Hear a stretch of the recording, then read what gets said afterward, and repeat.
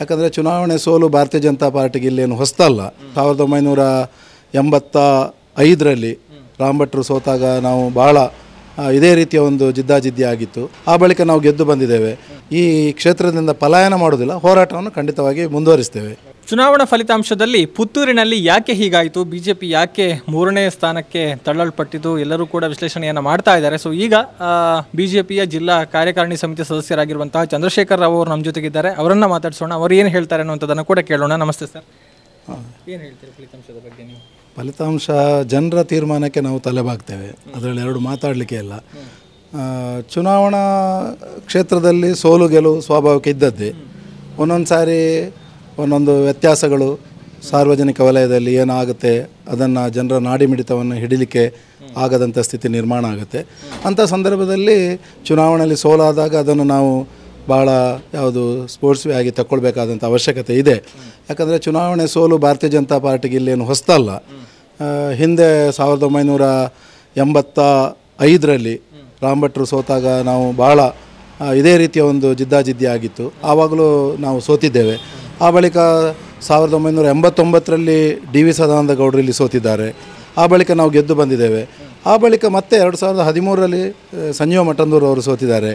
ಈಗ ಮತ್ತೆ ಈ 2023ರಲ್ಲಿ ಆಶಾ ತಿಮ್ಮಪ್ಪ ಅವರು ಸೋತಿದ್ದಾರೆ. ಹಾಗಾಗಿ ಸೋಲಿನ ಬಗ್ಗೆ ನಾವೇನು ದೊಡ್ಡ ತಲೆ ಕೆಡಿಸ್ಕೊಳ್ಳೋದಿಲ್ಲ. ರಾಷ್ಟ್ರೀಯ ಪಾರ್ಟಿಯಾಗಿ ಇವತ್ತಲ್ಲ ನಾಳೆ ಪಾರ್ಟಿಯನ್ನು ಕಟ್ಟುವಂಥದ್ದು ಅದು ಸ್ವಾಭಾವಿಕವಾಗಿ ನಡೀತಾ ಇರ್ತದೆ. ನಾವು ಇವತ್ತು ನೋಡಿದ್ದೇವೆ, ರಾಜ್ಯದಲ್ಲಿ ನಾವು ಇವತ್ತು ಅಧಿಕಾರಕ್ಕೆ ಬರ್ತೇವೆ ಅಂತ ಹೇಳಿ ಭಾಳ ಹುಮ್ಮನಸ್ಸಿನಲ್ಲಿದ್ದೆವು. ಆದರೆ ಜನರು ತೀರ್ಮಾನ ಮಾಡಿದ್ದಾರೆ. ಯಾವುದೋ ಕಾರಣಗಳಿರ್ಬೋದು, ಜನರಿಗೆ ಯಾವುದಾದ್ರು ಬೇರೆ ಬೇರೆ ಕಾರಣಗಳಿಂದಾಗಿ ಭಾರತೀಯ ಜನತಾ ಪಾರ್ಟಿಗೆ ಅವರು ಭಾಳ ಕಮ್ಮಿ ಸೀಟನ್ನು ಕೊಟ್ಟಿದ್ದಾರೆ. ಹಾಗಂತ ಹೇಳಿದರೆ ನಾವು ಇಲ್ಲಿಂದ ವಾಜಪೇಯಿ ಹೇಳಿದಾಗೆ ನಾವೇನು ಇಲ್ಲಿಂದ ಈ ಕ್ಷೇತ್ರದಿಂದ ಪಲಾಯನ ಮಾಡೋದಿಲ್ಲ, ಹೋರಾಟವನ್ನು ಖಂಡಿತವಾಗಿ ಮುಂದುವರಿಸ್ತೇವೆ. ಇದು ಹೀಗಾಗ್ಬೋದು ಅನ್ನುವಂಥ ನಿರೀಕ್ಷೆ ಇತ್ತಾ ಪುತ್ತೂರಿನಲ್ಲಿ ಅನ್ನುವಂಥದ್ದು? ಖಂಡಿತ ಇಲ್ಲ. ಹೀಗೆ ಆಗ್ತದೆ ಅಂತ ನಿರೀಕ್ಷೆ ಇಲ್ಲ ಆಯಿತು. ಆದರೆ ಕೊನೆಗೆ ನಮ್ಮ ಮನಸ್ಸಿನಲ್ಲಿ ಆಗ್ತಾಯಿತ್ತು, ನಾವು ಗೆಲ್ಬೋದು ಅಂತ, ಒಂದು ಸಣ್ಣ ಮಾರ್ಜಿನಲ್ಲಾದರೂ ಗೆಲ್ಬೋದು ಅಂತ ಹೇಳುವಂಥ ನಿರೀಕ್ಷೆ ಇತ್ತು. ಆದರೆ ಈ ಸಾಮಾನ್ಯವಾಗಿ ಒಂದು ಹೇಳ್ತಾರೆ ಅಂಡರ್ ಕರೆಂಟ್ ಅಂತ, ಅದು ನಮಗೆ ಗಮನಕ್ಕೆ ಬರೋದಿಲ್ಲ.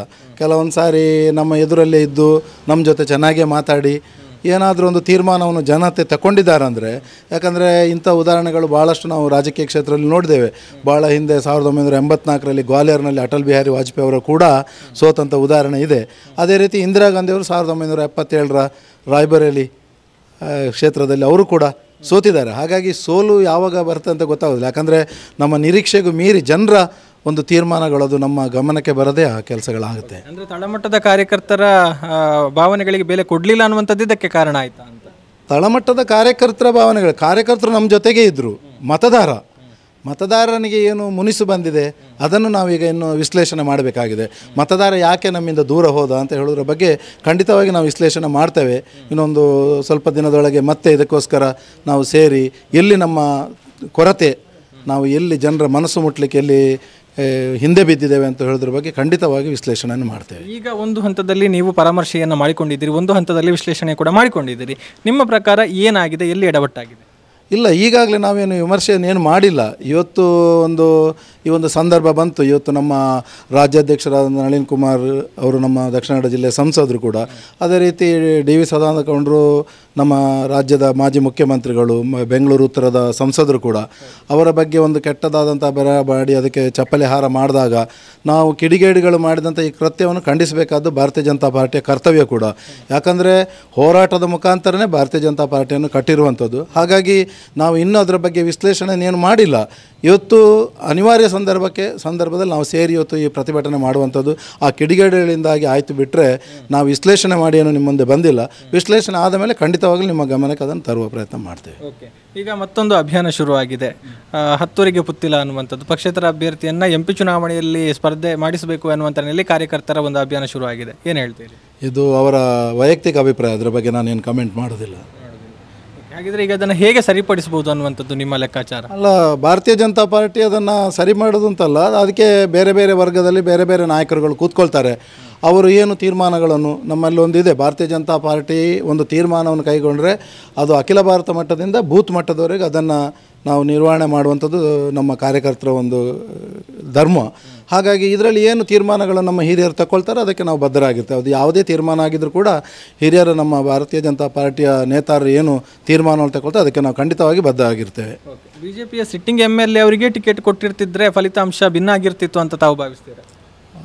ಹೇಳಲಿಕ್ಕೆ ಆಗೋದಿಲ್ಲ ಅದನ್ನು. ಯಾಕಂದರೆ ಇವತ್ತಿನ ಇದರಲ್ಲಿ ಗೆಲ್ಬೋದಿತ್ತು ಅಂತ ಇದು ಅಂದರೆ ಇಡೀ ರಾಜ್ಯದಲ್ಲಿ ಕೇವಲ ಪುತ್ತೂರಿನಲ್ಲಿ ಸಂಜೀವ ಮಠಂದೂರಿಗೆ ಮಾತ್ರ ಅಲ್ಲ, ಸಾಧಾರಣ ನನಗೆ ಗೊತ್ತಿದ್ದಾಗ ಒಂದು 75 ಹೊಸ ಮುಖಗಳನ್ನು ಪರಿಚಯ ಮಾಡಿದ್ದಾರೆ. ಅಂದರೆ ಕಳೆದ ಬಾರಿ ಗುಜರಾತ್ನಲ್ಲೂ ಮಾಡಿದ್ದಾರೆ. ಅದೇ ರೀತಿಯ ಒಂದು ಸಂಶೋಧನೆ, ಯಾಕಂದರೆ ಹೊಸ ಹೊಸ ಮುಖಗಳು ಬರಬೇಕು ಭಾರತೀಯ ಜನತಾ ಪಾರ್ಟಿಯಲ್ಲಿ ಅಂತ ಹೇಳೋ ಒಂದು ದೃಷ್ಟಿಯಲ್ಲಿ ಆ ಕೆಲಸವನ್ನು ಮಾಡಿರ್ಬೋದು. ಮತ್ತು ನೀವು ಇನ್ನೊಂದು ಪ್ರಶ್ನೆ ಕೇಳ್ಬೋದು ನನಗೆ ಸಹಜವಾಗಿ, ಹಾಗಾದರೆ ಹೊಸ ಮುಖ ತರುವಾಗ ಯಾಕೆ ಆಶಾಕಂತಂದ್ರಿ ಅಂತ. ಅಲ್ಲೂ ಒಂದು ಇದೆ, ಯಾಕಂದರೆ ಒಂದು ಮಹಿಳೆಗೆ ಕೊಡಬೇಕು. ಯಾಕಂದರೆ ಸುಳ್ಯದಲ್ಲಿ ಒಂದು ಮಹಿಳೆ ಕೊಟ್ಟಾಗ ಪಕ್ಕದ ಊರಲ್ಲಿ ಒಂದು ಮಹಿಳೆಯನ್ನು ಕೊಡಬೇಕು ಅಂತ ತೀರ್ಮಾನ ಹಿರಿಯರು ಮಾಡಿದ್ದಾರೆ. ಹಾಗಾಗಿ ನಾವಂತೂ ಭಾರತೀಯ ಜನತಾ ಪಾರ್ಟಿಯ ಕಾರ್ಯಕರ್ತರು ಖಂಡಿತವಾಗಿ ಈಗ 37,000 ಚಿಲ್ಲರೆ ಮತಗಳು ನಮಗೆ ಬಂದಿದ್ದಾವೆ. ಹಾಗಾಗಿ ನಮ್ಮ ಪರವಾಗಿ ಕೂಡ ಒಂದಿಷ್ಟು ಜನ ಖಂಡಿತವಾಗಲೂ ಇದ್ದಾರೆ ಅಂತ ಹೇಳೋದು ಸ್ಪಷ್ಟ ಇದೆ.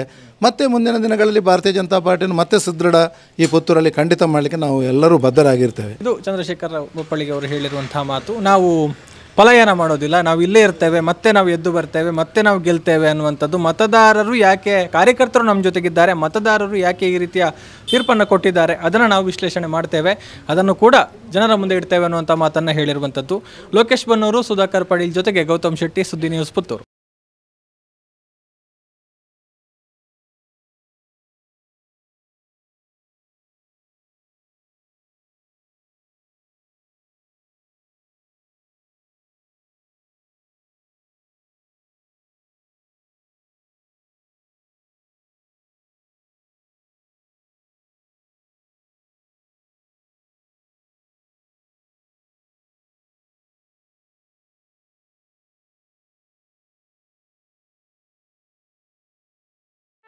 ಸುದ್ದಿ ಚಾನಲ್, ಕ್ಷಣ ಕ್ಷಣದ ಸುದ್ದಿಗಾಗಿ.